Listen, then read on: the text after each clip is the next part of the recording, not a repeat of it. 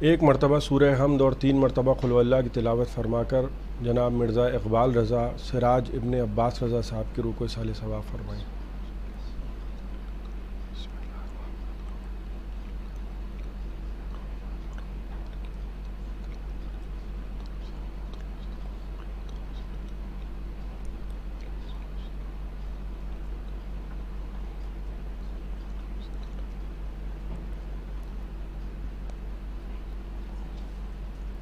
فاتحہ۔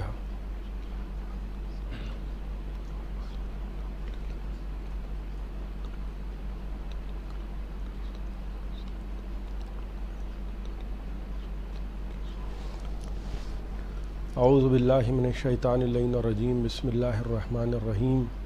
هو الذی خلق الموت والحیات لیبلوکم ایکم احسن عملا۔ ایک صلوات پڑھ دیں محمد وآل محمد۔ حضرات، آج جناب سراج صاحب کی 6 ماہی کی مجلس ہے اور افسوسناک سانحہ گزرا کہ جب 15 شعبان کو یہ خبر ملی کہ وہ اب اس دنیا میں نہیں رہے۔ میں جو لوگ نہیں جانتے ہیں میں ان کے لیے عرض کر دوں کہ جو ایک ارتباط اور ایک تعلق ان کے خانوادے سے جو لکھنؤ میں یہاں موجود ہیں ان سے جو ہے وہ کسی سے ڈھکا چھپا نہیں ہے، اور کچھ انسان کبھی ایسے سانحے سنتا ہے کہ اس کے دل میں ان سانحوں کو سن کے ایک غم کی لہر دوڑتی ہے اور ایک غم کا جذبہ انسان کے دل میں پایا جاتا ہے۔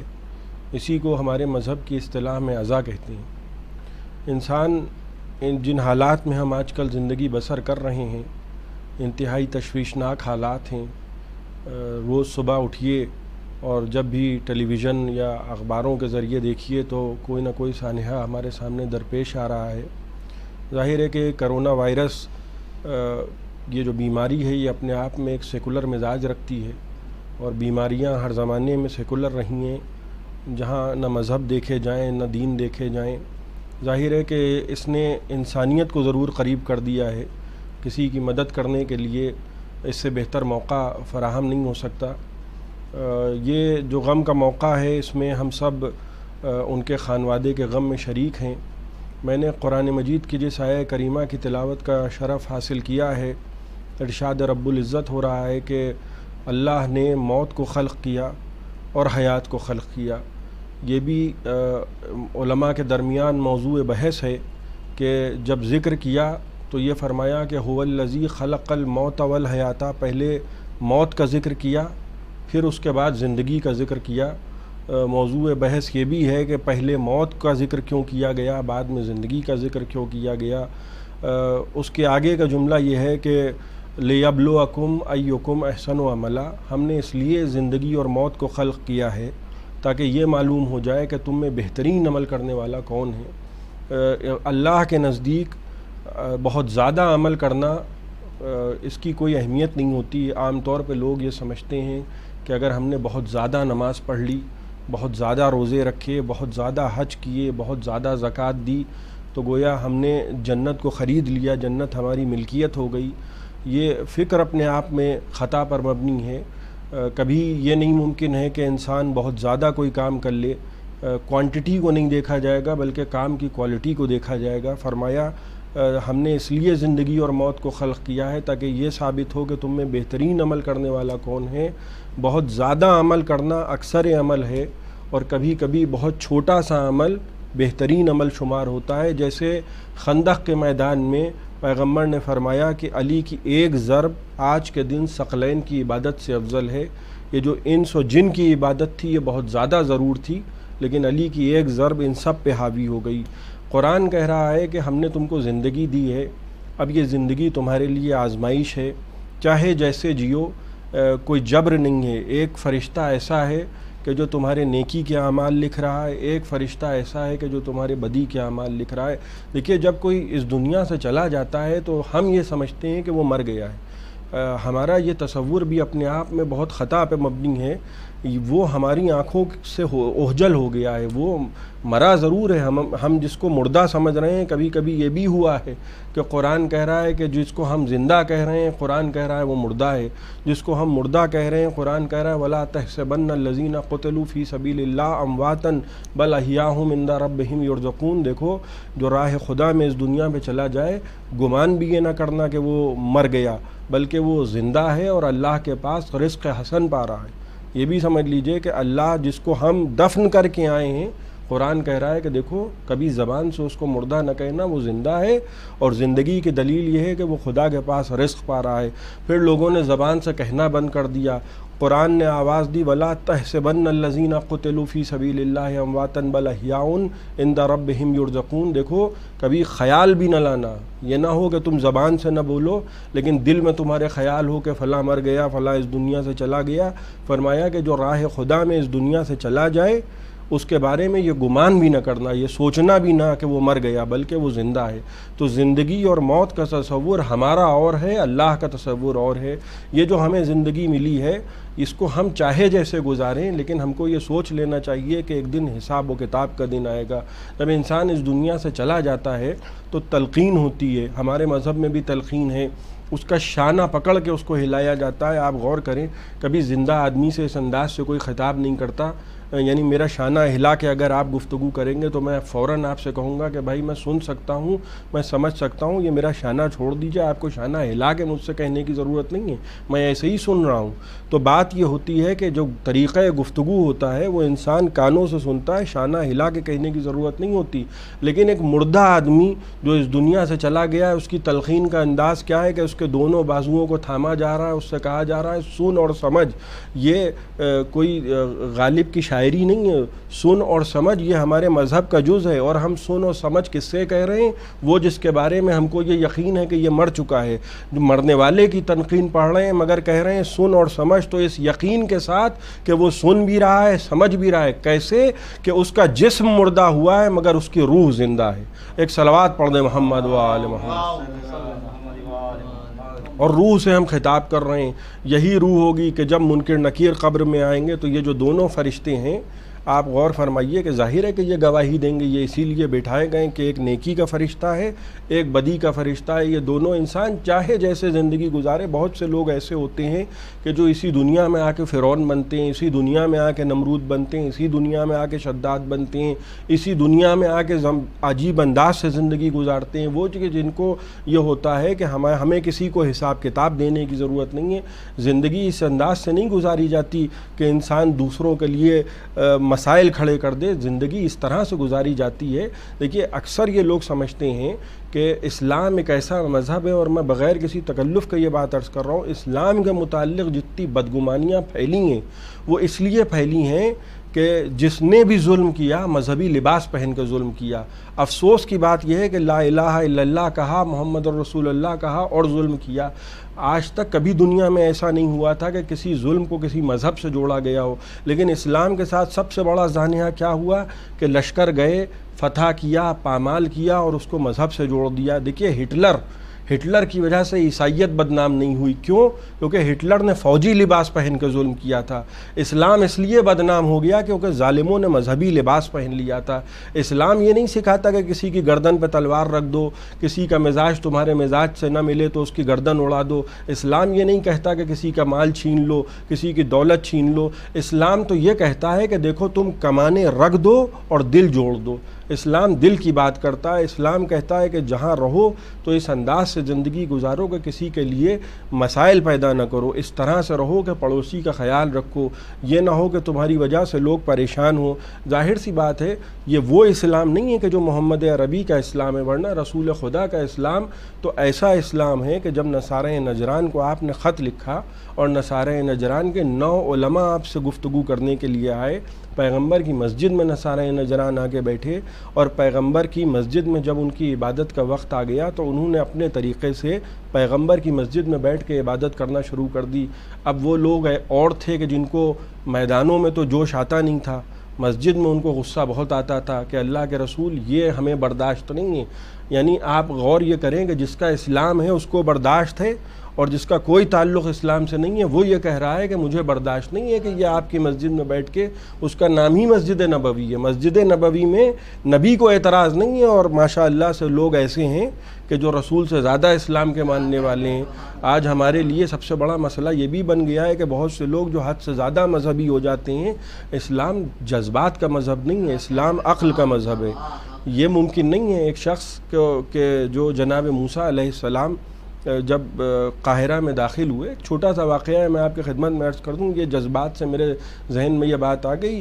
اب جو جناب موسیٰ قاہرہ میں داخل ہوئے، وہ لا الہ الا اللہ موسیٰ کلیم اللہ کا اعلان ہو چکا ہے، فرعون کی حکومت ہے۔ آپ غور کیجئے، دیکھیے فرعون کی حکومت میں اعلان کرنا اور ہوتا ہے، اور اپنے مجمع میں بیٹھ کر خندر و خیبر سنانا اور ہوتا ہے۔ فرعون کی حکومت میں موسیٰ اکیلے جب اعلان کیا تو فرعون کی تیوریوں میں بل پڑ گئے، اور موسیٰ علیہ السلام کے قتل کا ارادہ ہو رہا ہے اور سازشیں ہو رہی ہیں، اور اتنے میں جناب موسیٰ علیہ السلام شہر میں داخل ہوئے۔ اب جو دیکھا تو ایک شخص جو ہے وہ ایک شخص سے لڑ رہا ہے، دونوں ایک دوسرے سے اس انداز میں ہیں کہ ایک کا گریبان دوسرے کے گریبان میں۔ قرآن نے کہا کہ حاذا من شیعتہ و حاذا من عدوہ، یہ جو لڑ رہا تھا، ایک کو قرآن نے موسیٰ کا شیعہ کہا اور ایک کو موسیٰ کا دشمن کہا۔ اب لوگ کہتے ہیں کہ صاحب یہ تو عبداللہ بن سبا والے ہیں، یہ تو کربلا کے بعد وجود میں آئے۔ دیکھیے اگر شیعہ کربلا کے بعد وجود میں آئے ہوتے تو کبھی جناب موسیٰ کے ساتھی کو قرآن شیعہ نہ کہتا۔ اگر کربلا کے بعد جو ہے وہ ہم تو تب سے ہیں، ہر دور میں نبی کے ماننے والے کو شیعہ کہا گیا ہے، مسلمان نہیں کہا گیا ہے۔ ہر دور میں نبی کے ماننے والے کو، جو بھی نبی کے ساتھ رہے، جناب موسیٰ تھے تو جناب موسیٰ کے شیعہ ہو گئے، جناب ابراہیم آئے تو ابراہیم کے شیعہ ہو گئے۔ تو یہ اور مسئلہ ہے کہ جو دوسرے مذہب پہ تھا، جو موسیٰ کو نہیں مانتا تھا، اس کو قرآن نے کہا کہ حاذا من عدوہ۔ اب آپ غور کیجئے کہ ایک دن پہلے جس شخص کو قرآن نے شیعہ کہا تھا، جناب موسیٰ پہنچے اور اس کی مدد کی، تو جناب موسیٰ نے جب ایک ہاتھ مارا تو قرآن اس واقعے کو بیان کر رہا ہے، وہ وَقَّزَهُ موسیٰ، قرآن کہہ رہا ہے کہ جناب موسیٰ نے جیسے ہی ایک ہاتھ مارا وہ گرا اور گر کے مر گیا۔ ایک ہاتھ جناب موسیٰ نے مارا، وہ بیچارہ برداشت نہ کر پایا، وہ گر کے جب مر گیا تو جناب موسیٰ بھی پریشان ہو گئے۔ اب ایک دن پہلے اسی شخص کی مدد کرتے ہوئے جناب موسیٰ کے اوپر قتل کا الزام آ گیا، جناب موسیٰ کے لیے مسائل ہو گئے۔ اگلے دن جب جناب موسیٰ جب شہر میں داخل ہوئے تو دیکھا کہ وہی صاحب ہیں، ایک دن پہلے جن کی وجہ سے جناب موسیٰ کے ہاتھ سے قتل ہوا تھا، اگلے دن جب جناب موسیٰ شہر میں داخل ہوئے تو دیکھا وہی صاحب ہیں، وہ گریبان پکڑے ہوئے ہیں۔ جیسے ہی جناب موسیٰ کو دیکھا تو کہنے لگے یا موسیٰ مدد۔ اب کل جس کی مدد کی تھی جناب موسیٰ نے، آج اسی کو دیکھ کے جناب موسیٰ کو غصہ آ گیا۔ قرآن نے بھی کہا کہ یہ شخص جو یہ عمل انجام دے رہا ہے یہ جہالت کا عمل ہے۔ اب کیا وجہ ہوئی کہ جس کو ایک دن پہلے شیعہ کہا تھا اس کو اگلے دن قرآن نے جاہل کہہ دیا؟ اس لیے کہا کہ اپنی مرضی پہ عمل کرنا یہ مذہب نہیں سکھاتا، مولا کی مرضی پہ عمل کرنا مذہب سکھاتا ہے۔ ایک صلوات پڑھ دیں محمد و آل محمد۔ تو اگر ہم اپنی مرضی پہ عمل کر رہے ہیں تو یہ ہماری رائے ہے، اور اگر ہم مرضی مولا پہ عمل کر رہے ہیں، بھئی غدیر کے میدان میں پیغمبر نے یہی تو کہا تھا، الست اولیٰ بکم من انفسکم، کیا میں تمہاری نفسوں پر تمہیں سے زیادہ اختیار نہیں رکھتا ہوں؟ جو نفسوں پر اختیار رکھے اسی کو ہمارے مذہب میں مولا کہتے ہیں، جو اولیٰ بالتصرف ہو، جس کے کہنے سے ہم کو نماز توڑ دینے کا حکم ہو۔ یہ بھی بات واضح کر دوں، یہ نہیں ہے کہ ہم اللہ کی عبادت کر رہے ہیں اور مولا بلا رہا ہے، وہ مولا ایسا نہیں ہے کہ جس کو ہم نے مولا بنایا ہے، وہ مولا ایسا ہے کہ جس کو اللہ نے مولا بنایا ہے۔ تو جہاں ایسے لوگ ہوں وہاں انسان اپنی مرضی سے عمل نہ کرے۔ میں جو واقعہ عرض کر رہا تھا کہ نصارہ نجران مسجد نبوی میں آئے، اب جذباتیت دیکھیے، پیغمبر کہہ رہے ہیں کہ ان کو ان کی عبادت کرنے دو، اب وہ جو حاشیہ بردار لوگ ہیں وہ یہ کہہ رہے ہیں کہ نہیں اللہ کے رسول ہمیں تو یہ برداشت نہیں ہے کہ یہ آپ کی مسجد میں بیٹھ کے عبادت کرنے دے۔ اب دیکھیے پیغمبر نے ایک جملہ کہا، وہی مذہب ہے، لوگوں کی رائے مذہب نہیں ہے۔ حلال و محمد حلال الی یوم القیامہ و حلال و حرام و محمد حرام الی یوم القیامہ، جس کو پیغمبر حلال قرار دے دیں وہ صبح قیامت تک حلال ہوگا، اور جس کو پیغمبر حرام قرار دے دیں وہ صبح قیامت تک حرام ہوگا۔ اجماع امت مل کے بھی پیغمبر کے زیر کو زبر نہیں کر سکتی اور پیغمبر کے زبر کو زیر نہیں کر سکتی۔ کیوں؟ کیونکہ پیغمبر کی زبان وہ زبان ہے کہ جو آب زمزم سے زیادہ پاک ہے۔ پیغمبر کہہ رہے ہیں کہ ان کو اجازت دو، ان کو ان کے کے طریقے سے عبادت کرنے دو۔ آپ تصور کریں آج ہم جس حالات میں زندگی گزار رہے ہیں، فوراً یہ الزام لگ جاتا ہے کہ صاحب آپ بالکل ٹالرنٹ نہیں ہیں، آپ دوسرے کو برداشت نہیں کر سکتے، آپ کے سامنے اگر کوئی دوسرا اپنی مذہبی باتیں کریں تو آپ کو برداشت نہیں ہے، آپ اس بات پر پریشان ہونے لگتے ہیں کہ کہیں ایسا تو نہیں ہے کہ یہ اپنی مذہبی باتیں کر کے ہم کو اپنے مذہب میں ملانا چاہتا ہے۔ دیکھیے جہاں یہ عالم ہو وہاں سوچئے، جہاں مجھے یہ برداشت نہ ہو کہ میں کسی کی بات سنوں، وہاں پیغمبر یہ بھی برداشت کر رہے ہیں کہ انہی کی مسجد میں، انہی کے شہر میں جس شہر کی خدا قسم کھا رہا ہے لا اقسم بہذا البلد وانت حل بہذا البلد، اے میرے رسول میں اس شہر کی قسم نہ کھاتا، اس لیے قسم کھا رہا ہوں کہ آپ کے قدم مبارک اس زمین پہ آئے ہیں، اس شہر میں پیغمبر کی مسجد میں نصارہ نجران پیغمبر کی مسجد میں بیٹھ کر اپنے طریقے سے عبادت کر رہے ہیں، اور پیغمبر اجازت دے رہے ہیں، اور پیغمبر نے ایک جملہ فرمایا، کل بھی وہی تھا آج بھی وہی ہے، فرمایا دیکھو ان کو عبادت کرنے دو، میں اپنے مذہب کو تلوار سے پھیلانے نہیں آیا ہوں، اخلاق سے پھیلانے آیا ہوں۔ ایک صلوات پڑھ دے محمد و آل محمد۔ تو یہ جو منزل ہے، اسی منزل پر ہم کو اپنے عقیدے پہ صحیح سالم رہنا ہے۔ ہم کو جو قرآن کہہ رہا ہے کہ ہم نے تم کو زندگی دی ہے، اس لیے زندگی دی ہے تاکہ یہ آزمایا جا سکے تم میں بہترین عمل کرنے والا کون ہے، اور اسی لیے جب کوئی دنیا سے گزر جاتا ہے تو یہی ہوتا ہے کہ صاحب اس کا شانہ پکڑ کے کہا جا رہا ہے کہ دیکھو جب پوچھا جائے، اور اس بتانے والے کو بھی یہ یقین ہوتا ہے کہ پوچھا جائے گا۔ یہ جو منکر نکیر ہیں، یہ جو بیٹھے ہوئے ہیں، جو دو فرشتے ہیں، جب منکر نکیر آئیں گے تو یہ بھی گواہی دیں گے۔ ایک نیکی کا فرشتہ ہے، ہر انسان جانتا ہے، اس کو بچپن سے یہ سکھایا گیا ہے کہ بھئی ایک نیکی کا فرشتہ بیٹھا ہے، ایک بدی کا فرشتہ بیٹھا ہے۔ اب میں بہت سامنے کی بات آپ سے عرض کر رہا ہوں، ظاہر سی بات ہے کہ یہ جو نیکی کا فرشتہ ہے یہ نیکیاں بتائے گا کہ اس نے یہ اچھائیاں کی ہیں، اس نے یہ خوبیاں ہیں، اس کے یہ فضیلتیں ہیں۔ اور جو بدی کا فرشتہ ہے وہ کیا کرے گا؟ یعنی ایک فرشتہ تولائی ہوگا اور ایک فرشتہ جو ہے وہ تبرائی ہوگا، وہ سب خوب برائیاں بتائے گا۔ اب کسی کی یہ جرأت نہیں ہے، بالکل سامنے کی بات عرض کر رہا ہوں، کسی کی یہ جرأت نہیں ہے کہ وہ یہ کہہ دے کہ پروردگار یہ جو بدی کا فرشتہ جو بول رہا ہے یہ جھوٹ بول رہا ہے۔ یہ کسی کی جرأت نہیں ہے۔ کیوں؟ کیونکہ وہ فرشتہ ہے، وہ ہم جیسا نہیں ہے کہ جو ٹکے ٹکے پہ بک جائے۔ وہ فرشتہ ہے، اور فرشتے ہوتے ہیں علیہ السلام، جو علیہ السلام ہوتے ہیں ان کو جھٹلایا نہیں جا سکتا۔ اب کتنی بے شرمی کی بات ہے کہ انسان اپنے کاندھے ہوئے بیٹھے ہوئے فرشتے کو جھٹلا نہیں سکتا، اور کچھ لوگوں نے دربار میں در سیدہ کو جھٹلا دیا۔ آپ سوچئے کہ کتنا بڑا ظلم ہے کہ جب فرشتے کو جھٹلایا نہیں جا سکتا تو کچھ لوگوں کی اتنی جرأت تھی کہ وہ اس دربار میں جو نبی کا دربار تھا وہاں بیٹھ کر رسول کی اس بیٹی کو جھٹلانے کو تیار ہو گئے کہ جس کے احترام میں رسول خدا اٹھ کے کھڑے ہو جاتے تھے۔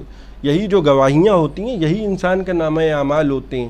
میں جو کہنا چاہ رہا ہوں کہ ساری زندگی کوئی نمازیں پڑھتا رہے، روزے رکھتا رہے، سب کچھ کرے، لیکن یہ جو بنیادی باتیں ہیں نا، دیکھیے بدعقیدہ جو انسان ہوتا ہے، جس کا ایمان نہیں صحیح ہے، اس کو کیا فائدہ دے گا؟ غالب نے کہا تیرا دل تو ہے صنم آشنا، تجھے کیا ملے گا نماز میں؟ بھئی جب دل میں انسان کے بت بیٹھا ہو تو آپ اس کو ساری زندگی نمازیں پڑھاتے رہیے، اس کو نماز فائدہ نہیں دے گی۔ آپ گنگا پرساد کو یہ چاہیے کہ آب زمزم سے دھو کے ان کو ہم پاک کر لیں، تو وہ پاک نہیں ہوں گے۔ آب زمزم سے ولو دھو لیجئے، لیکن کیونکہ وہ گنگا پرساد ہیں وہ پاک نہیں ہو پائیں گے۔ آپ غور فرما رہے ہیں میں جو کہنا چاہ رہا ہوں؟ اس لیے پاک نہیں ہو پائیں گے کیونکہ ان کا عقیدہ نہیں صحیح ہے۔ پاک تب ہوں گے جب ان کا عقیدہ صحیح ہوگا۔ تو جس انسان کا عقیدہ صحیح ہوتا ہے اس کو اس کے اعمال فائدہ دیتے ہیں۔ یعنی اگر آپ کا عقیدہ صحیح ہے، آپ قرآن تو آغاز ہی یہاں سے ہو رہا ہے، الف لام میم ذالک الکتاب لا ریب فیہ ھدی للمتقین، یہ کتاب ہدایت ہے منافقین کے لیے نہیں، مشرکین کے لیے نہیں، یہاں تک کہ مسلمین کے لیے بھی نہیں، متقین کے لیے۔ اب متقین وہ اعلیٰ ترین منزل ہے کہ جس کے مافوق کوئی منزل نہیں ہے۔ قرآن کا آغاز ہی وہاں سے ہو رہا ہے کہ قرآن ہدایت ہے، مگر ہر ایک کے لیے ہدایت نہیں ہے۔ یعنی یہ نہیں کہا جا رہا ہے کہ اللہ کے رسول جو بھی تمہارے دربار میں آ کے بیٹھ جائے گا اور جی حضوری کرے گا، یہ اور لوگ ہوتے ہیں، وہ دنیا الگ ہے کہ جہاں جی حضوری کی جائے اور ویسا مزاج اختیار کیا جائے تو دربار سے کچھ مل جائے گا۔ یہ پیغمبر کا دربار ہے، یہاں یہ نہیں ہے کہ تم آؤ بھیڑ بڑھا لو، اتنی گنجائش نہیں ہے کہ بھیڑ بڑھائی جائے۔ یہاں ہمیشہ جو انتخاب ہوتا ہے وہ کم لوگوں کا انتخاب ہوتا ہے۔ پیغمبر یہ کہہ رہے ہیں کہ دیکھو جب اس دنیا سے گزر جاؤ گے تو حساب و کتاب لیا جائے گا، جب حساب و کتاب ہوگا تو ایک ایک چیز کے متعلق پوچھا جائے گا، جب ایک ایک چیز کے متعلق پوچھا جائے گا تو اگر کوئی یہ سمجھ رہا ہے کہ اس نے ساری زندگی عمل انجام دیے ہیں تو اس کو جنت مل جائے گی، تو جنت عمل سے خریدی نہیں جا سکتی۔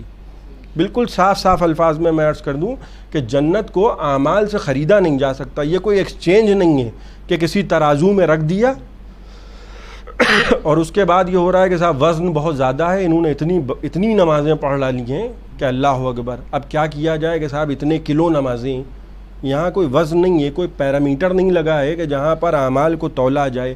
صرف ایک ہی چیز ہے کہ جو انسان کو جنت و جہنم کے لیے کوالیفائی کرتی ہے، اگر آپ نے اجر دیا ہے تو آپ کو اجر ملے گا، اور اگر آپ نے اجر نہیں دیا ہے تو آپ کو کوئی اجر نہیں ملے گا۔ یعنی قیامت کے دن اگر میں اس بات کا طلبگار ہوں کہ پروردگار یہ ہیں میری عبادتیں، یہ ہے میرا نامہ اعمال، لا مجھے اجر میں جنت دے دے، تو ادھر سے آواز ضرور آئے گی کہ اگر اجر رسالت دیا ہے تو اجر لو۔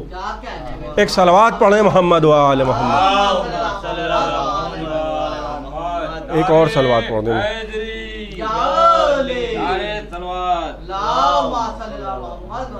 اور اگر اجر رسالت ادا نہیں کیا ہے تو بھائی سیدھی بات یہ ہے، میں بغیر کسی تکلف کے عرض کر دوں کہ کوئی اجر وجر نہیں ہے۔ انسان جب دنیا سے جاتا ہے تو یہ ہوتا ہے کہ صاحب انہوں نے زندگی میں کیا کیا۔ بھائی جب کوئی بھی چلا جائے گا، مثال کے طور پہ میں وہ زمانہ نہیں دیکھا، لیکن سوچئے کہ جب میر انیس کا اس دنیا سے گزرے ہوں گے تو لوگ یہی تو کہہ رہے ہوں گے نا کہ صاحب انہوں نے بڑی خدمت کی ہے، یہی تو گفتگو ہوگی۔ جب مرزا دبیر اس دنیا سے گئے ہوں گے تو لوگ کہہ رہے ہوں گے کہ صاحب انہوں نے 600 مرثیے کہیں۔ آپ سوچئے کہ کسی کے جب زندگی کے مرنے کے بعد جب اس کی زندگی پہ گفتگو ہوتی ہے، کوئی یہ تو تعریف کرے گا نہیں کہ ارے صاحب 100 برس زندہ رہے۔ لوگ پوچھیں گے صاحب کیا کیا، تو کہیں صاحب کیا تو کچھ نہیں مگر زندہ رہے۔ تو کمال یہ نہیں ہوتا کہ صاحب کتنا جیے، کمال یہ ہوتا ہے کہ کیسے جیے، انسان نے کتنی خدمت انجام دی، کتنی خدمت خلق کی۔ کوئی پوچھے گا کہ صاحب یہ کون صاحب کن کا انتقال ہو گیا، لوگ کہیں گے صاحب انہوں نے مسجد بنوائی تھی، انہوں نے امام باڑہ بنوایا تھا، جس کو کہا جاتا ہے اسلام میں ثواب جاریہ، کہ آپ نے کوئی ایسا کام انجام دے دیا کہ جس سے ساری زندگی لوگ استفادہ کریں۔ دیکھیے اسی شہر میں ہمارے کتنے لوگ موجود ہیں، کتنے نوابین ہیں جن کے آپ کو نام بھی نہیں معلوم، لیکن ان کی بنوائی ہوئی عمارتیں آج بھی موجود ہیں۔ جب آپ وہاں جاتے ہیں تو آپ یہ کہتے ہیں کہ صاحب یہ آصف الدولہ کا بنوایا ہوا امام باڑہ ہے، یہ فلاں نواب کی بنائی ہوئی کربلا ہے۔ کیا ہوا کہ ان کے اعمال نے ان کو زندہ کر دیا۔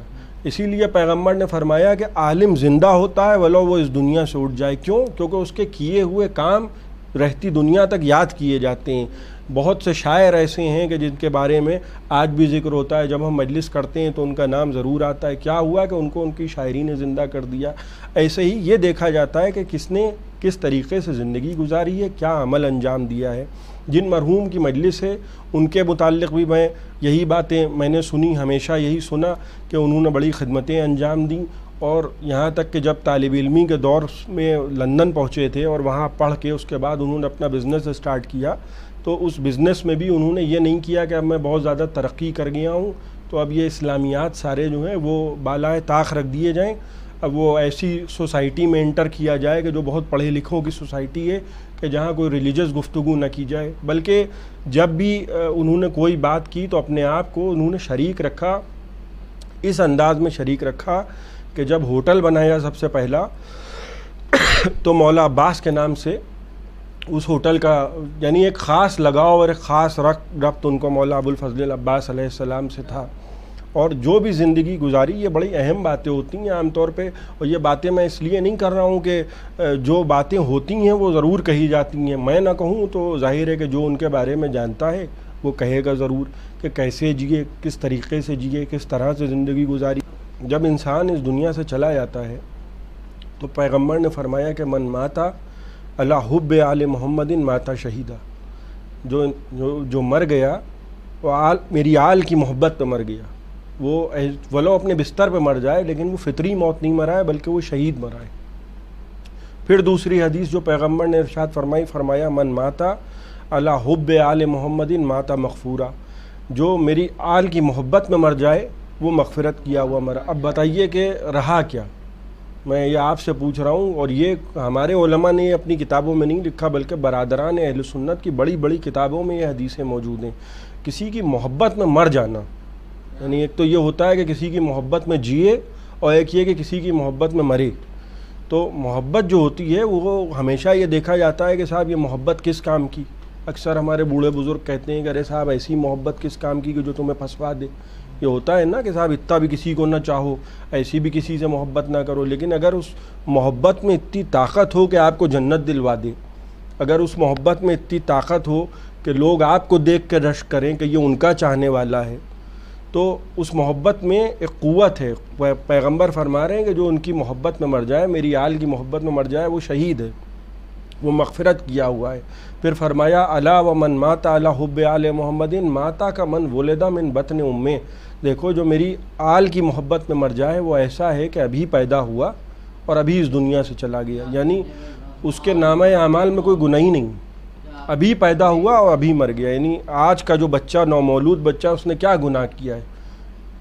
تو جب گناہ نہیں کیا ہے تو کوئی اس کا نامہ اعمال میں اس کے کوئی گناہ لکھا ہی نہیں گیا ہے۔ پیغمبر نے پھر فرمایا الا ومن مات علی حب آل محمد جعل اللہ قبرہ روضۃ من ریاض الجنہ، دیکھو جو میری آل کی محبت میں مر جاتا ہے، ولو تم اس کو قبر میں اتار کے چلے آؤ اور دور سے لگے کہ یہ ایک اندھیری قبر ہے، اس کی قبر کو خدا جنت کے روضوں میں ایک روضہ بنا دیتا ہے۔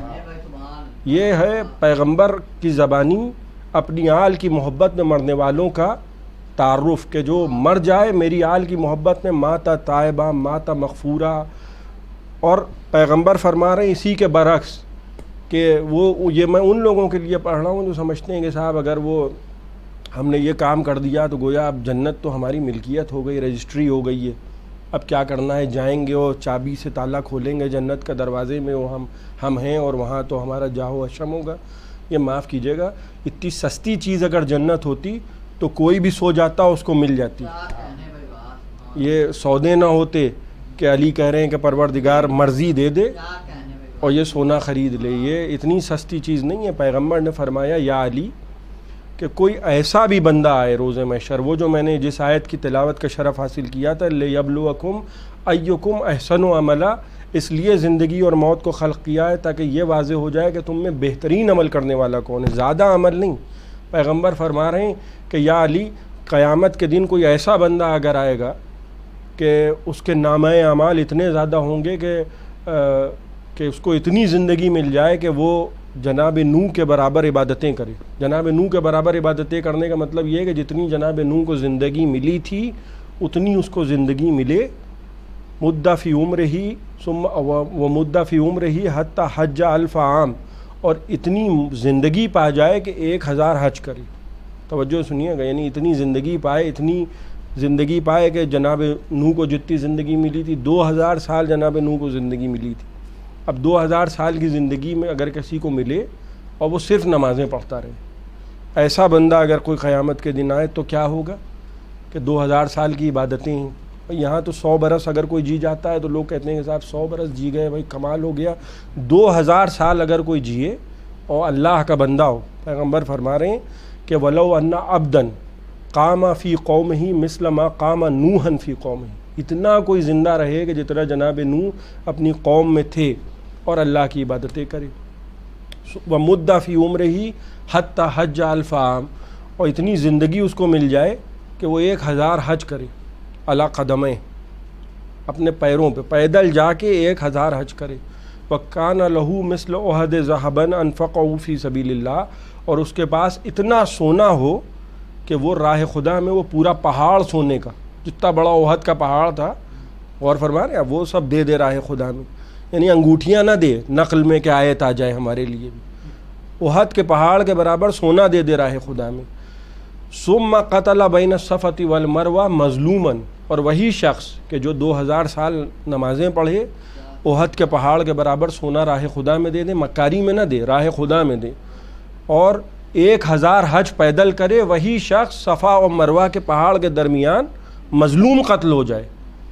اب بتائیے ایسا شخص اگر کوئی ہوگا تو تصور کیا ہوگا کہ ہم تو یہ سمجھتے ہیں، ہمارے جو پیرامیٹر ہے وہ اتنا ناقص ہے کہ ہم یہ سمجھتے ہیں کہ کسی کے ہاتھ میں تسبیح ہے اور وہ آہستہ سے بول رہا ہے، کمر جھکائے، داڑھی لمبی ہے، تو ہم سمجھتے ہیں متقی ہے، معذرت کے ساتھ۔ متقی وہ نہیں ہوتا کہ جس کی کمر جھکی ہو، آہستہ سے بولے، ہاتھ میں تسبیح ہو، داڑھی بڑی ہو۔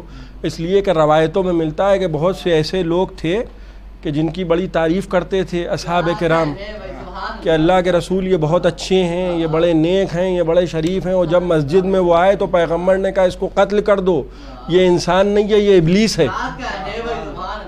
ایسے بھی لوگ ہوتے تھے۔ تو ہم دیکھ رہے ہیں کہ صاحب ہمارا ظاہر کیا کہہ رہا ہے، ہم تو سوچ رہے ہیں کہ نبی کے گھر سے نکل رہے ہیں تو یہ نبی زادے ہوں گے، اور پتہ چلا کہ وہ قابل ہیں۔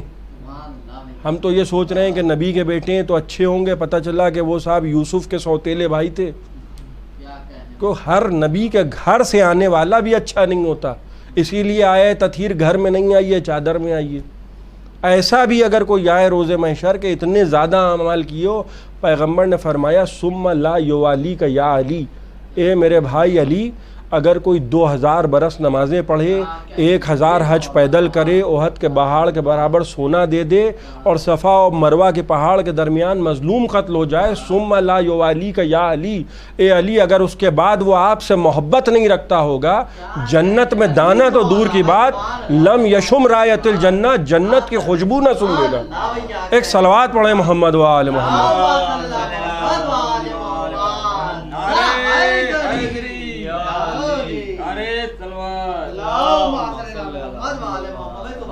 آپ نے غور کیا؟ یعنی جنت میں جانا تو دور کی بات، خوشبو نہیں سونگے گا جنت کی۔ جنت کی بھی ایک خوشبو ہے، ہر چیز کی ایک خوشبو ہے۔ پیغمبر جب معراج سے واپس آئے ہیں تو جناب سیدہ کے ہاتھ چومتے تھے، 4-5 برس کا سن تھا جناب سیدہ کا، ہاتھ چومتے تھے۔ تو جناب سیدہ نے پوچھا کہ بابا آپ میرے ہاتھ کیوں چومتی ہیں؟ تو پیغمبر نے فرمایا بیٹی اس لیے ہاتھ چومتا ہوں کہ تمہارے ہاتھوں سے مجھے جنت کی خوشبو آتی ہے۔ اب ایک بات میں عرض کروں، وہ خوشبو نبی کے ہاتھ سے نہیں آتی تھی، وہ خوشبو سیدہ کے ہاتھ سے آتی تھی۔ نبوت کی خوشبو اور ہے، وہ جو ہم آئے تطہیر میں سنتے ہیں، جب حدیث قصہ ہوتی ہے تو بار بار ذکر دہرایا جاتا ہے کہ امیر المومنین آئے اور انہوں نے کہا کہ ہم اپنے بھائی کی خوشبو محسوس کر رہے ہیں، اور فرما رہے ہیں آپ۔ پھر امام حسن آئے، انہوں نے کہا نانا کی خوشبو ہے، کتنی مرتبہ آپ نے سنا ہے۔ پھر امام حسین آئے، کہا نانا کی خوشبو ہے۔ اس کے معنی کیا ہوا ہے کہ نبی کے جسم سے خاص خوشبو آ رہی ہے۔ بس میں اپنی گفتگو کو سمیٹ رہا ہوں، نبی کے جسم سے اس کے معنی یہ ہوئے کہ ایک خاص خوشبو آ رہی ہے نبی کے جسم سے، نہ وہ علی کے جسم سے آ رہی ہے، نہ وہ امام حسن کے جسم سے آ رہی ہے، نہ وہ امام حسین کے جسم سے آ رہی ہے۔ اب خوشبوئیں الگ الگ ہیں۔ ایک خوشبو وہ ہے کہ جو نبی سونگ رہے ہیں کہ بیٹی میں تمہارے ہاتھوں میں جنت کی خوشبو سونگتا ہوں، اس لیے تمہارے ہاتھ چومتا ہوں۔ تو جناب سیدہ کے جسم سے جو خوشبو آ رہی ہے وہ الگ ہے، رسول خدا کے جسم سے خوشبو آ رہی ہے وہ الگ ہے۔ اب رات کی تاریکی میں پیغمبر نے کی ہجرت، آپ غور فرما رہے ہیں، جب کفار قریش نے 250 شمشیر زنوں نے گھر گھیر لیا، رات کے وقت پیغمبر نے کی ہجرت۔ رات کے وقت چہرہ چھپ سکتا ہے، خوشبو نہیں چھپ سکتی۔ آپ غور فرما رہے ہیں، رات اگر ہوگی تو چہرے تو چھپ جائیں گے، لیکن پیغمبر کے ساتھ تو ایک مسئلہ اور بھی ہے۔ پیغمبر کی ایک زوجہ ہیں، وہ فرماتی ہیں کہ دوپہر کے وقت اگر سوئی گر جاتی تھی اور نہیں ملتی تھی، اور رات کے کسی پہر جب پیغمبر آتے تھے جو دن میں نہیں ملتی تھی، وہ نور پیغمبر سے رات میں مل جاتی تھی۔ تو آپ یہ سوچیں کہ رات کی تاریکی میں جس سے اتنا زیادہ نور ساطع ہو رہا ہو، وہ ہجرت کیسے کرے گا؟ یہ بھی تو ایک مسئلہ ہے نا۔ اور جس کے جسم سے ایسی خوشبو آ رہی ہو وہ کیسے ہجرت کرے گا؟ بھائی سب کے جسم سے تو خوشبو نہیں آ رہی تھی، لہٰذا بستر پہ کسی ایسے کو سلانا ضروری تھا کہ جو پیغمبر کے نور کا بھی وارث ہو، پیغمبر کی خوشبو کا بھی وارث ہو۔ ایک صلوات پڑھ دے محمد و آل محمد۔ ایک اس سے بہتر صلوات پڑھ دے محمد۔ تو آپ غور کریں کہ جہاں نور اور خوشبو دونوں وراثت میں ملی ہو، جہاں پیغمبر کو یہ گوارا نہیں ہے کہ میرا بستر ایک شب خالی رہ جائے، وہاں پیغمبر کو یہ کیسے گوارا ہوگا کہ پیغمبر اس دنیا سے جائیں وہ ممبر خالی رہ جائے؟ جس کو بستر کی فکر ہے کیا اس کو ممبر کی فکر نہیں ہوگی؟ ظاہر ہے کہ ممبر کے لیے تو وراثت پیغمبر معین کیا کریں گے، پیغمبر سے معین کروائی جائے گی، پیغمبر اعلان کرنے والے ہیں۔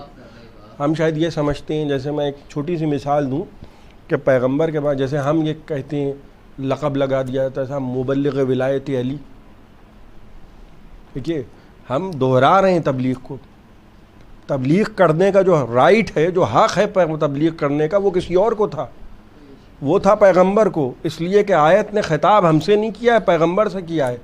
آیت نے خطاب کیا یا ایھا الرسول بلغ، اے میرے رسول آپ تبلیغ کر دیجئے۔ جیسے ہم جو گواہی دے رہے ہیں اذانوں میں اشہد ان لا الہ الا اللہ و اشہد ان محمد رسول اللہ، ہماری حیثیت نہیں ہے کہ ہم گواہی دیں، ہم تو گواہی کو دہرا رہے ہیں۔ آپ غور فرما رہے ہیں، ہم دہرا رہے ہیں کہ کسی کی گواہی کو دہرا دیں اور گواہی ہم دے دیں تاکہ ہمارا شمار بھی ان گواہوں میں ہو جائے۔ جہاں یہ گفتگو ہو وہاں آپ یہ سوچیں کہ ایک زندگی ایسی ملی ہے انسان کو کہ جہاں اس نے سارے اچھے عمل انجام دیے، اور وہ اس دنیا سے جب چلا جائے تو قبر کے حوالے جب اس کو کیا جائے تو یہ سوچ کے کیا جائے کہ اب یہ جانے اور اس کا امام جانے۔ یہ جو ولایت ہوتی ہے نا، جو یہ اعلان ولایت ہوتا ہے، یہ مولا جو کہا جاتا ہے، ایک مولائیت وہ ہوتی ہے کہ جو عام صورت میں بانٹ دی جاتی ہے کہ صاحب یہ مولا ہیں۔ مولائیت جو ہے وہ کوئی یہ کسی ٹوٹی ہوئی دیواروں والے قبرستان کا متولی نہیں ہے۔ ولی اسے کہتے ہیں، ہمارے مذہب میں ولی اسے کہتے ہیں جو متولی امور عالم ہوتا ہے، جس کی مرضی کے بغیر موت کا فرشتہ روح قبض نہیں کر سکتا جب تک کہ وہ نہ اجازت دے۔ یہ جو اختیار ہے یہ آپ کو کربلا میں ایسا دکھے گا کہ ادھر حسین ابن علی نماز پڑھ رہے ہیں، بالکل سامنے کی بات عرض کر رہا ہوں، حسین نماز پڑھ رہے ہیں، اور سعید و جون سید الشہداء کے دو جانثار صحابی ہیں، وہ آ کے سامنے کھڑے ہو گئے، لشکر یزید سے تیر چل رہے ہیں۔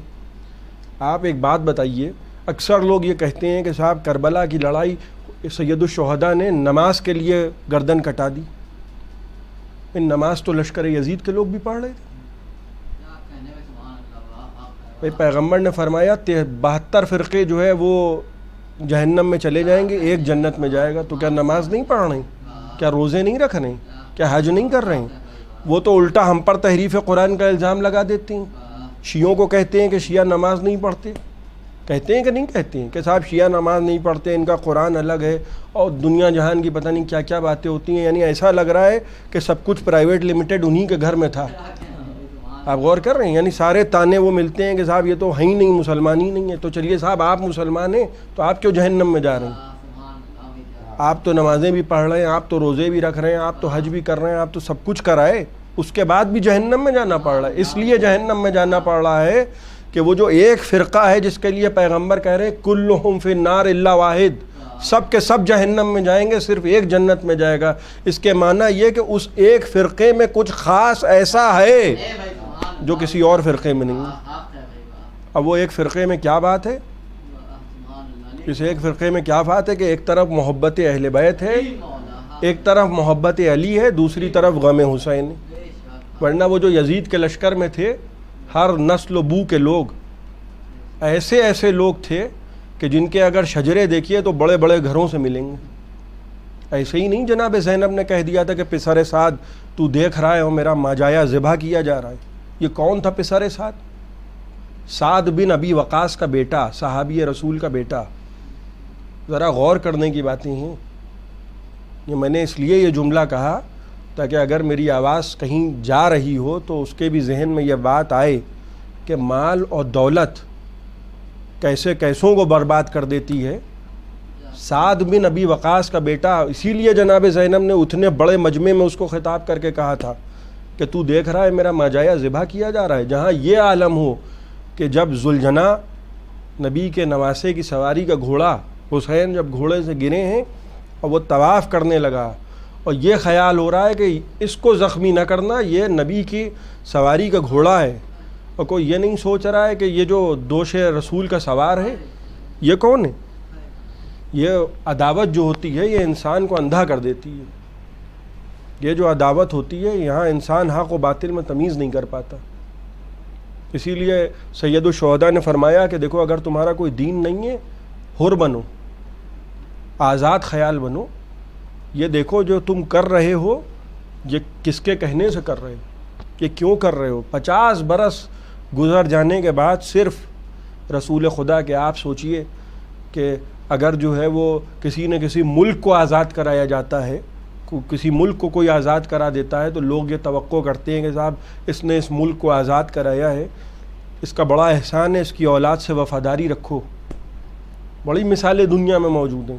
سوچئے کہ رسول نے غلامی کی زنجیروں سے اسفل سافلین میں پڑی ہوئی انسانیت کو کس معراج پہ پہنچا دیا، اور اس رسول کے ساتھ یہ سلوک کیا جا رہا ہے۔ اور سلوک کرنے والے کون ہیں؟ کہ کیا تمسخر ہوا اسلام کی تقدیر کے ساتھ؟ قتل شبیر ہوئے نعرہ تکبیر کے ساتھ؟ ظلم کرنے والے کون ہیں؟ خود کو پیغمبر کا امتی کہنے والے، اور مدد کرنے والوں میں بہت سے نام ایسے ہیں کہ جن کا تعلق اصلاً اسلام سے ہے نہیں۔ آج بھی آپ مثال کے طور پہ یہ ہمارا ملک ہندوستان، یہیں دیکھیے کتنے مذاہب کے لوگ یہاں حسین کا غم مناتے ہیں، کیونکہ حسین مذہبوں سے اپیل نہیں کرتے، حسین دلوں سے اپیل کرتے ہیں۔ یہ حسینیت کی جو آواز ہے یہ بین المللی آواز ہے۔ جب قافلہ جا رہا تھا، چند دن کے بعد محرم کا آغاز ہوگا، اور مجھے یہ جب سے پتہ چلا کہ مرحوم کا ایک خاص لگاؤ مولا ابو الفضل العباس علیہ السلام سے تھا، تو دل میں یہ خیال آیا کہ بس چند جملے مولا ابو الفضل العباس کی بارگاہ میں ہدیہ کر دوں اور آپ کی آنکھیں نم ہو جائیں۔ کیا عجیب و غریب کردار ہے۔ جب آپ کربلا جائیے تو کربلا میں لوگ امام عباس کہتے ہیں، یعنی حضرت عباس کو بھی کربلا میں امام کہا جاتا ہے۔ عراقی عام لوگوں کی میں بات کر رہا ہوں، میں علماء کی بات نہیں کر رہا ہوں۔ یعنی وہ ایک لگاؤ ہے، وہ ایک جذبہ ہے، اور علماء فرماتے ہیں کہ دیکھو جب بھی کربلا پہنچو تو سب سے پہلے قبر عباس پہ جایا کرو، اور جب قبر عباس پہ حاضری دے لو اس کے بعد قبر حسین پہ جایا کرو۔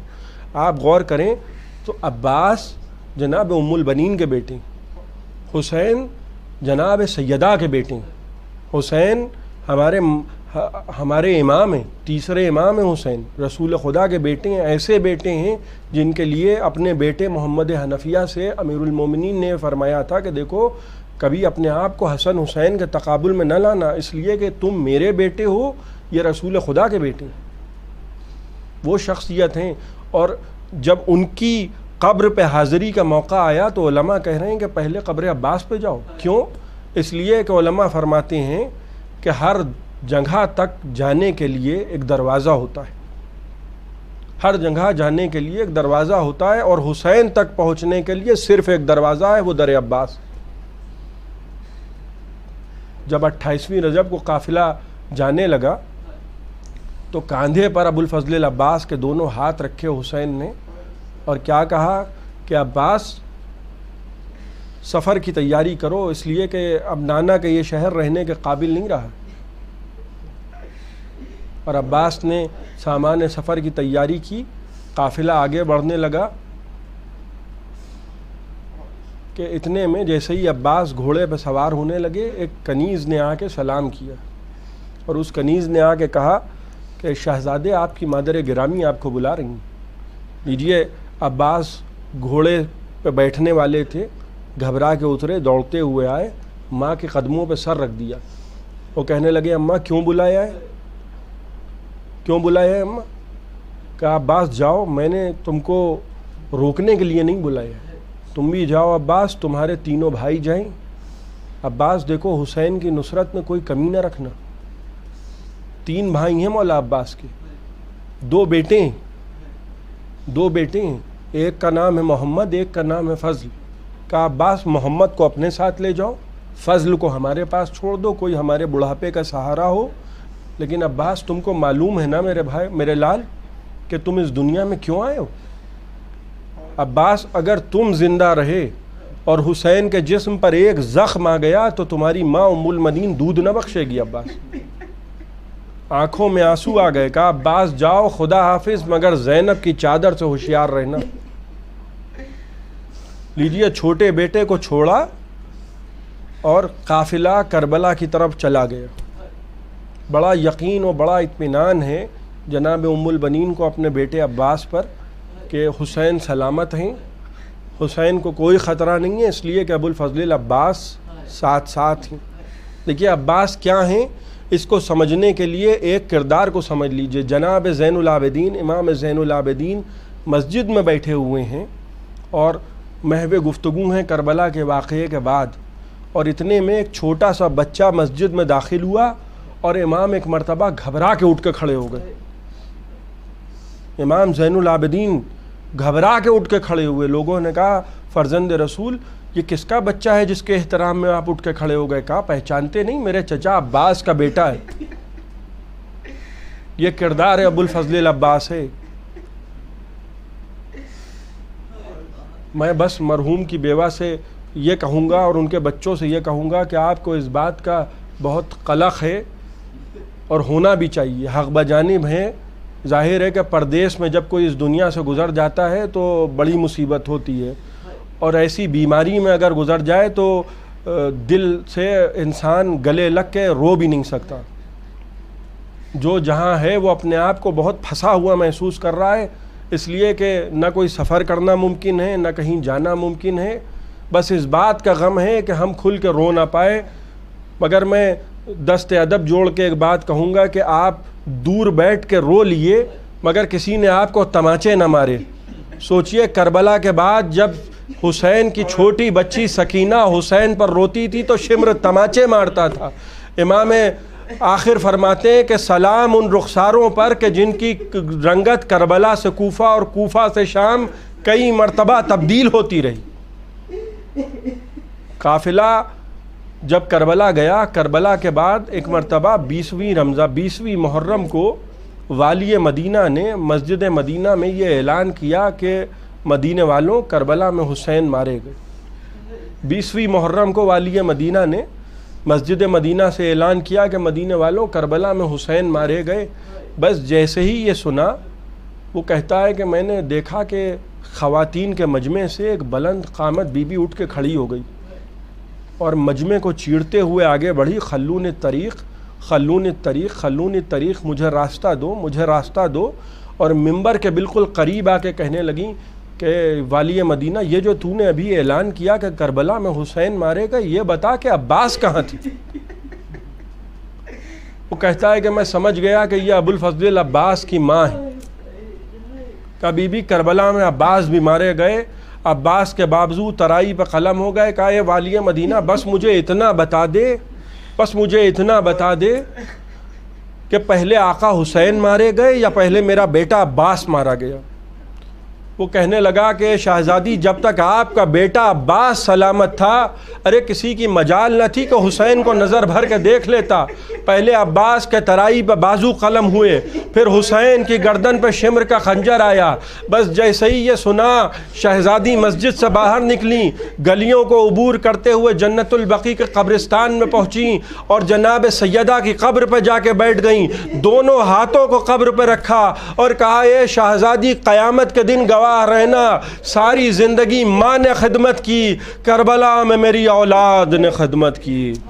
سیعلم الذین ظلموا ای منقلب ینقلبون۔ ایک مرتبہ سورہ حمد اور 3 مرتبہ قل ہو اللہ کی تلاوت فرما کر مرحوم کی روح کو اصحال ثواب فرمائے۔